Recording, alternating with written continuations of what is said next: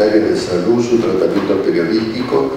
La coordinadora es la doctora Estela María Casalán, por quien le damos la palabra para presentar los oradores. Los distinguidos disertantes que vamos a tener la suerte de que están acá presentes son el doctor Reyes Toso, Carlos Felipe, que es doctor en Medicina, diploma de honor de la Facultad de Medicina de 1989, médico anestesiólogo, especialista en medicina laboral, maestría en física médica, profesor regular titular, ¿sí? Departamento de Fisiología de la Facultad de Medicina de la UBA, miembro y coordinador de la Comisión del Doctorado de la Facultad de Medicina. Queremos escuchar la palabra del doctor, yo me callo la boca y le doy lugar al que sabe. En este sentido hay que tener presente que en este momento, y estamos utilizando las estadísticas hasta el 2011 que publica el Ministerio de Educación, tenemos aproximadamente unas 50 instituciones universitarias nacionales, públicas, y 50 instituciones privadas. Es decir, que prácticamente hay un poquitito más de 100 universidades reconocidas en nuestro país. A eso hay que agregar los institutos universitarios. Las universidades, a diferencia de los institutos, tienen la posibilidad, tienen la capacidad de dictar diferentes áreas, materias para diferentes carreras, para diferentes áreas de conocimiento. En cambio, los institutos no, generalmente están centrados a el desarrollo del dictado de una sola carrera. En los institutos, en la actualidad, hay unos 20 y pico, también en todo el país, tomando el grupo de estatales y privados en forma conjunta. Por supuesto, una concentración muy importante de ellas se encuentran en la provincia de Buenos Aires. O sea que hay muchas instituciones universitarias a nivel de la provincia de Buenos Aires, a nivel del conurbano y también en el interior, por ejemplo, la Universidad Nacional del Centro. Pero como ustedes podrán ver, por las flechitas, todas las provincias, todo nuestro país tiene universidades nacionales. Con respecto a las universidades de gestión privada, que tenemos, habíamos dicho, prácticamente la misma cantidad que las estatales, se encuentran distribuidas en realidad probablemente más en función más de la demanda y de las posibilidades de los futuros alumnos, dado que tenemos una gran cantidad de ellas a nivel de la provincia de Buenos Aires y cubriendo muchas de las provincias como pueden ser Córdoba, Mendoza, San Juan, pero vamos a ver que por el sur, por ejemplo, prácticamente no hay ninguna, y en algunas provincias del norte tampoco. Es decir, que tienen una distribución mucho más restringida que las universidades nacionales. La Universidad de Buenos Aires, todos sabemos que nace con los albores de la independencia, ¿no es cierto?, en 1821, y sin embargo tiene un origen bastante diferente al de la Universidad de Córdoba. La Universidad de Buenos Aires ya no tiene un origen marcadamente religioso o confesional, sino que por el contrario se genera a partir de 6 departamentos, que son eran los departamentos de las primeras letras, que abarcaban las escuelas, digamos, de primera instrucción, el departamento preparatorio, el departamento de medicina, y esto es importante para nosotros, porque es la primera universidad de nuestro país que tiene facultad de medicina o tiene estudios médicos. La Universidad de Córdoba, en cuanto a los estudios médicos, es muy posterior, recién en la década del 70, 1870 aproximadamente, 1877, cuando se incorpora a la Facultad de Medicina entonces es la segunda institución que oferta títulos de grado de médico. Y recién aparece un poquitito más entre la década del 50 y 60 y sobre todo un gran surgimiento durante la década del 70 en cuanto a la creación de nuevas universidades nacionales. El otro periodo en donde se generan y se crean muchas universidades nacionales va a ser en la década del 90 y nuestra década del 2000 al 2010. Fíjense que estamos acabando en 2011, a partir del 2011 han aparecido algunas nuevas. Pero acá, con esto tendríamos prácticamente las 50 universidades públicas que tenemos en nuestro país. Eso ocurre a finales de la década del 50. Por eso las primeras universidades privadas aparecen en el 59, ¿no es cierto?, que son la UCA, Universidad Católica Argentina, la Universidad Católica de Córdoba, UCC, y la Universidad de El Salvador. Son las más antiguas. La Universidad de El Salvador, conocida en nuestro medio de la formación médica, ¿no es cierto?, también. Pero a partir de allí es cuando en realidad se desregula la actividad. Por eso pusimos en la década del 50 y 59 como año clave, que es el año a partir del cual comienzan a aparecer las instituciones privadas en el área de la educación superior. Los alumnos de las universitarios que tenemos en nuestro país al 2011, según las estadísticas del Ministerio de Educación, está en el orden de 1.800.000 y monedas. En la actualidad ya estaríamos cerca de los 2 millones.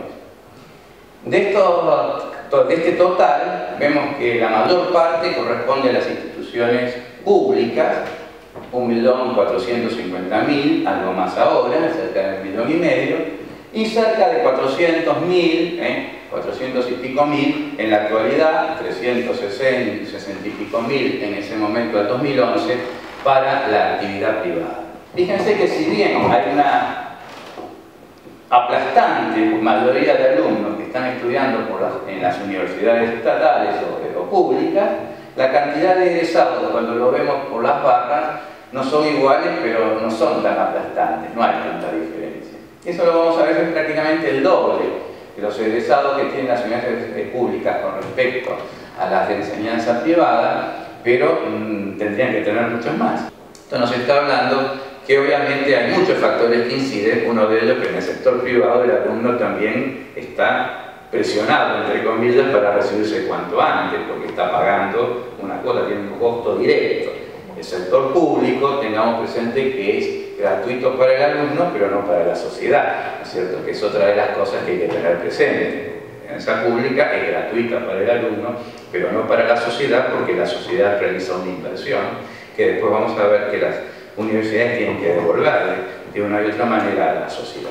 Bueno, acá se está empleando una clasificación que emplea el Departamento Económico de la Secretaría de Políticas Universitarias, en donde los divide en 5 grandes áreas. En las ciencias aplicadas, en donde por ejemplo está la ingeniería, la arquitectura, etcétera, etcétera. Ciencias básicas, física, química, matemáticas, o sea, más bien duras, ¿no?, con poca aplicación directa, aunque fundamentales para el crecimiento de una nación y del conocimiento científico. Ciencias de la salud, en donde nos encontramos nosotros, la medicina, todas las licenciaturas, ¿no es cierto?, y tecnicaturas, por eso, o sea, todas las ciencias que podríamos decir médicas en general, pero que también abarca la salud pública, abarca a la odontología, comprende a la farmacia bioquímica, no a psicología, que está fuera, pero psicología forma parte de las ciencias humanas. Psicología, ciencias humanas, y junto con los estudios de historia, filosofía, después vienen las ciencias sociales, sobre todo ciencias políticas, lo que hablamos como, bueno, las ciencias sociales propiamente dichas y compañía. Fíjense que los estudiantes del área de la salud en todas las universidades de nuestro país suman aproximadamente 200.000. Si nosotros vemos un poquitito, que no lo tenemos en las transparencias de acá por las diapositivas, porque no las traje, la cantidad de docentes, en las universidades nacionales, que es donde yo mejor lo conozco, la cantidad de docentes está en el orden de los 170.000. Claro, si uno ve este número, 170.000 docentes, y dice, bueno, hay 1.800.000 alumnos, saca una conclusión que todo podría estar muy bien, ¿no es cierto?, 1 cada 10. Pero tengan presente que los alumnos cursan materias, y que las materias no las dan el mismo docente, ni todos los alumnos cursan una materia por vez, sino cursan varias.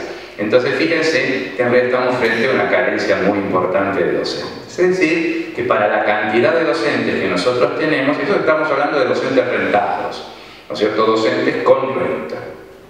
Por supuesto, ¿cómo se soluciona esta situación? Y con los docentes sin renta, ¿no es cierto?, con los docentes honorarios.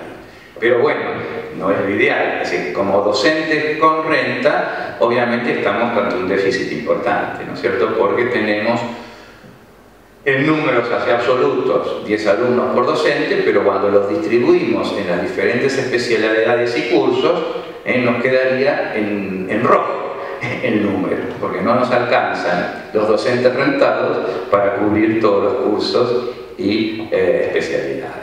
La enseñanza en sí no es gratuita para la sociedad. Para la sociedad es costosa y realmente muy costosa, porque debe mantener un sistema que, como hemos visto, es igual que el privado en cuanto a número de instituciones, pero que tiene muchísimos más alumnos y que tiene mucha más complejidad.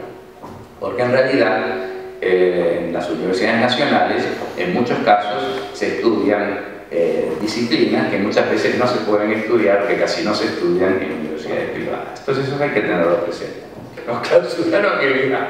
Teníamos tantas ideas, nos había prendido tanto la lamparita que agotamos el gas directamente. Bueno, ¿qué le vamos a hacer? Nos clausuraron porque había peligro de que volara la manzana. Teníamos muchas pérdidas en el edificio. Tengan presente que el edificio de la Facultad de Medicina, bueno, el nuevo ¿no? Porque había otro más viejito antes, pero data de la década del 40, más o menos. Hace poco se hicieron unas refacciones en mi cátedra, porque nos se habían ido cortando cables y demás, y nos estábamos quedando con poca luz, y los cables eran de tela. Por supuesto, se cambiaron todos los cables, ahora ya no tenemos esa historia. Así que bueno, todo edificio requiere su mantenimiento. El mantenimiento es costoso porque, claro, es un problema. El mantenimiento en nuestro país a veces se destinan partidas para algo determinado, para lanzar algo nuevo, pero a veces no se destinan las partidas para el mantenimiento de lo que está. Y cuando después las cosas comienzan a tener su situación así de deterioro, es complicado restaurar. Bueno, en este sentido está este programa de infraestructura en donde el Ministerio, o sea, la Nación, ayuda a las universidades cuando las universidades con sus fondos propios no pueden atender esta situación. Nosotros hemos tenido a través de eso, por ejemplo, la obra del gas, ¿no es cierto? Que bueno, que tardó varios años en ejecutarse, pero bueno, estamos ya terminándola, afortunadamente. Le voy a terminar porque yo tenía más tiempo, pero creo que si no se me va. En realidad, después cualquier cosa quedamos dispuestos a la discusión posterior. Muchas gracias. A mí me ha mostrado muchísimas cosas que realmente no conocía. Veo que en la UBA se está trabajando muy bien, a pesar de que todavía existe muchísimo por hacer, ¿no? Para continuar con la mesa, vamos a tener la siguiente disertante. Es la profesora licenciada María Elena Bacari, fonoaudióloga, egresada de la UBA, especialista en voz, egresada de la Maestría de Administración de Sistemas y Servicios de Salud de la Escuela de Salud Pública de la UBA. Es directora de la carrera de fonoaudiología de la UBA, profesora titular de Metodología Científica de UNSA, profesora regular asociada de UBA en fonoaudiología preventiva y metodología de la investigación, carrera de fonoaudiología y hemoterapia. Yo voy a hablar de la política universitaria y de cómo las diferentes políticas universitarias han influido en el desarrollo de la carrera de la fonoaudiología, que es a la cual yo pertenezco. Un poco de historia. La carrera de fonoaudiología nace por una iniciativa del año 1949, es decir, ya por el año vemos que tiene una corta historia, es una carrera muy nueva, digamos, y aparece como un curso que duraba 2 años, que era un apoyo, digamos, a las actividades del otorrino laringólogo, y el fonoaudiólogo se ocupaba de la evaluación y del tratamiento de los problemas de la voz y de la audición. Hasta allí estaba acotada su actividad. Hasta que en el año 91 pasa a ser una licenciatura de grado con una duración de 5 años y acá ya se incorporan prácticas hospitalarias más importantes. El fonoaudiólogo se incorpora al equipo de atención primaria de la salud, se incorpora a los grupos de investigación y a las actividades preventivas. Es decir, todo esto digamos, pudo ser porque la carrera era de 5 grados, de 5 años, la carrera de grado. Uno de los logros también que hubo por esos años, al pasar a una carrera de 5 años, fue que comenzó a incorporarse el fonoaudiólogo en las residencias universitarias en los hospitales. Empezaron siendo 4 hospitales los que estaban afectados a las residencias, hoy son solo 6. Esto no crece mucho porque lamentablemente la residencia en fonoaudiología hasta ahora es una residencia general, no es por especialidades. Entonces es difícil encontrar un hospital que sea referente de todas las especialidades de la fonoaudiología, que son 4, la audición, la voz, el lenguaje y la fonoestomatología. Entonces, en los hospitales que cuentan con todas esas áreas para poder hacer una buena residencia son 6. Y por supuesto que también está el inconveniente de que tenemos pocas vacantes. Solamente el 10% de los graduados tiene vacantes suficientes como para acceder a una residencia universitaria. Bueno, lo que nos falta, yo dije todo lo que hay, pero nos falta aumento de espacios para prácticas educativas, prácticas desde los primeros años. En este momento tenemos unos programas, digamos, un plan de estudios que deja la práctica para después de haber terminado todas las materias, que estén aprobadas todas las materias. Nos parece que es mejor que las prácticas vayan acompañando la carrera. Incremento de vacantes para las residencias, como decía antes, en los hospitales, que se creen las residencias por especialidad. Y bueno, hay muchas acciones que jerarquizan el ejercicio de la profesión acorde a la capacitación actual del fonoaudiólogo. O sea, hoy el fonoaudiólogo está muy formado a nivel universitario, a nivel de posgrado inclusive, y no es acorde con lo que está ocurriendo con el ejercicio de la profesión. Bueno, y también necesitamos tener más llegada a la población para la prevención. O sea, tenemos nosotros muchas actividades que se dan para poder ayudar a la gente a prevenir y no a terminar en una rehabilitación, digamos, ¿no? Así que, bueno, esas son las cosas que nos quedan por delante. Es todo. Andrea Gentil, no tengo mucho de tu currículum, sé que sos brillante en lo tuyo y trabajás en la revista Noticias. Bueno, currículum, soy licenciada en Comunicación Social por la Universidad de Buenos Aires y especializada en divulgación y periodismo científico a través de cursos de posgrado. Ya tengo aquí 17 años haciendo esto, así que algunas cosas sé, no muchas. Tengo la virtud de hacer notas y olvidarme inmediatamente todo lo que aprendí en la nota. En realidad es difícil abordar este tema porque cuando me invitaron yo pensaba en cómo dar a conocer a la gente lo que fueran actividades de salud pública, ¿sí? Yo pensaba en campañas de salud pública. Y me encontré con 2 exposiciones totalmente diferentes.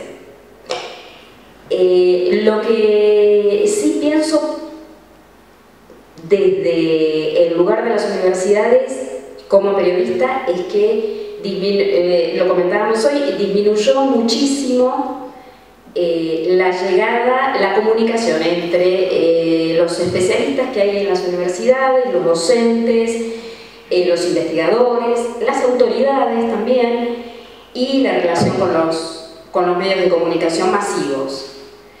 Bajó muchísimo esa participación. Cuando yo empecé a trabajar en el diario Clarín, que tenía un suplemento de ciencia, que después fue cerrado como todos los suplementos de ciencia, el único diario nacional que tiene páginas específicas dedicadas a ciencia y a medicina hasta el fin, la única revista que tiene espacio dedicado a ciencia y medicina es Noticias, donde estoy yo. El resto de los lugares desapareció lo que es especializado y todo lo que sea salud y ciencia tiene que competir con crímenes, violaciones, accidentes de tránsito y demás. Entonces todo se complica mucho más. En esa época en Clarín, al tener un suplemento, y era una época a fines de los 90 en los cuales estaba de moda el periodismo científico, se lo había empezado a revalorizar en el país. El periodismo y la divulgación en realidad son dos caras de la misma moneda, pero son diferentes. La divulgación tiene más que ver con dar a conocer un tema. El periodismo tiene que ver con dar a conocer un tema que tenga que ver con la actualidad, que tenga interés social y que pueda competir con los crímenes, las violaciones y todo lo demás.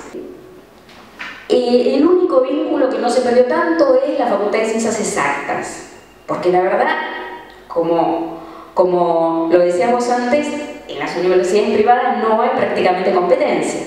Entonces, si yo quiero encontrar a alguien que me hable de agujeros negros y que me hable de Marte y que me hable que ahora están tan de moda, obviamente yo voy a llamar a la UBA, voy a llamar a la Universidad de La Plata. Con lo cual, honestamente, yo diría que en los últimos 5 o 6 años de lo que pasa a nivel universidades nacionales no estamos casi enterados. Los periodistas y los especialistas no están saliendo de las que nosotros consultamos, no están saliendo de las universidades, están saliendo de los consultorios particulares, salen muchísimo menos de las asociaciones profesionales. Yo antes también llamaba a una asociación, internet destruyó las asociaciones profesionales. Google destruyó cualquier posibilidad de llamar a alguien, salvo que uno lo tenga en la agenda y sea amigo. Y eso va en detrimento de la calidad informativa. Entonces ahí hay una carencia. Me parece realmente que las universidades deberían volver a tener esos equipos de divulgación que les permitan ser de puente con los medios de comunicación, porque los medios de comunicación son muy difíciles. O sea, es muy difícil competir hoy en día, es muy difícil competir con la web, es muy difícil competir con esta cultura de que se publica lo que es más sensacionalista, lo que hace más ruido, lo que está en todos lados. O sea, vemos que todos los canales transmiten lo mismo, todos los diarios tienen más o menos la misma tapa, encima no tienen secciones especializadas. Hay que tratar de llegar a eso. Y para eso hay que hacer una política de comunicación, hay que crear programas de comunicación. Hay que tener a alguien que sepa cómo comunicar eso en las diferentes universidades y que se relacione con esos periodistas y haga lo que hace cualquier fuente, se vaya a tomar el cafecito, le diga tenemos estos temas, tenemos estos especialistas. Hay que incentivar a los especialistas a que se comuniquen con los periodistas, que no pierdan el miedo. Algunos, a otros hay que tenerle mucho miedo, claro. A eso sí que decirles que no le damos la nota. Porque hay algunos periodistas que dan miedo, realmente. Pero hay que trabajar mucho la comunicación, porque hay que llegar a la sociedad. Es parte del deber de la universidad y para que subsista. Y me parece que hay una falla enorme ahí. Porque lo que estaba diciendo las universidades privadas, y en realidad el marketing que hacen a través de su relación con los medios es muy importante, y eso es algo que creo que las universidades públicas hemos un poco relegado, no sé si perdido, pero hemos dejado un poco como sentado, que como estábamos hace mucho siempre, nos iban a estar detrás nuestro, ¿no es cierto? Probablemente. Y bueno, ahí es un poco dormirse en los laureles. Creo que hay que conquistarlo todos los días, ¿no es cierto? Ha cambiado mucho también la tecnología y la tecnología informativa y como vos decías, las mismas formas de operar de los medios periodísticos. Entonces creo que hay que estar más detrás. En la Facultad de Medicina nosotros tenemos una buena oficina de prensa, pero bueno, igualmente todo eso tiene que ser enmarcado en forma más global, ¿no es cierto? Más global. Convocar a La Fuente, que pertenece a nuestra asociación, es periodista de acá de SAPEM y gentilmente se ofreció a colaborar con nosotros hoy. Es columnista del diario Nueva Rioja y de Radio Fénix, colaborador de Canal 2, todos medios de la región del NOA. Es vocero científico del Laboratorio de Cardioanatomía de la Facultad de Medicina de la Universidad Barceló y vocero del Instituto de Cardiología Internacional que funciona en el Sanatorio Güemes, antes y ahora en la Clínica Suizo-Argentina y en el Instituto del Diagnóstico, vocal de la Sociedad Argentina de Periodismo Médico, etc. En el interior del país hago periodismo puro y acá en la capital estoy de este lado del mostrador, por lo cual creo, como dijo acá Andrea Gentil, que la UBA tendría que difundir.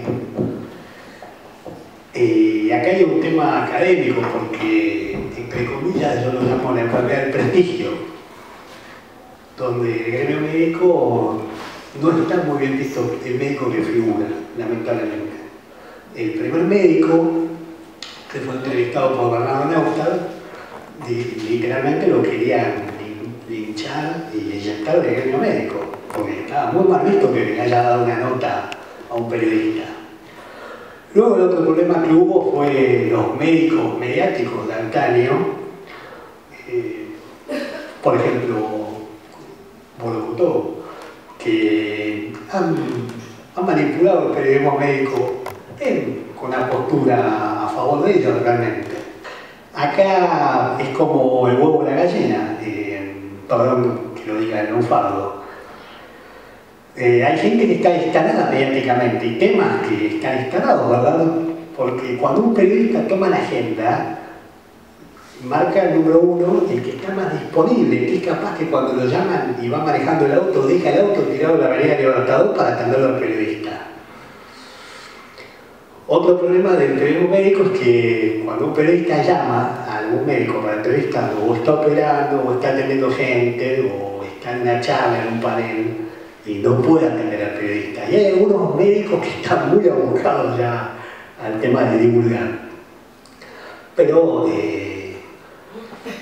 realmente el periodismo médico en cualquier momento va a levantar el nivel. Había cuenta que cuando juega Boca un domingo, ¿quién puede competir con la agenda del fútbol? Periodísticamente, ¿no? Hasta los periodistas de política arrancan el lunes a la tarde porque el lunes ya el panorama está dominado por el fútbol.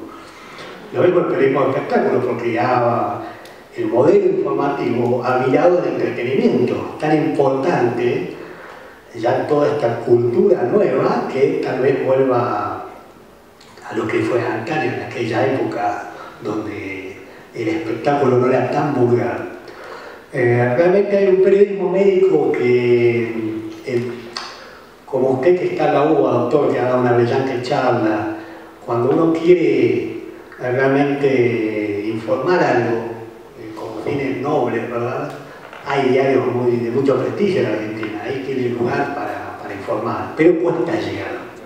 Bueno, muchas gracias a todos, gracias por la idea de la mesa y la coordinación a la doctora Casalaspro y a los panelistas. Muchas gracias.